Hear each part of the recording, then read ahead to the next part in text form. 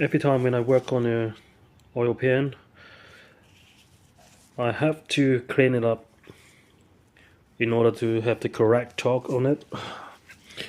What I do is grab this, very easy.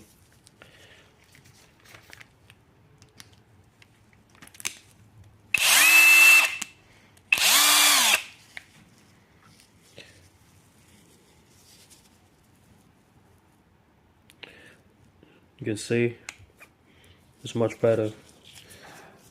Just do it a couple times if you learn it. You see.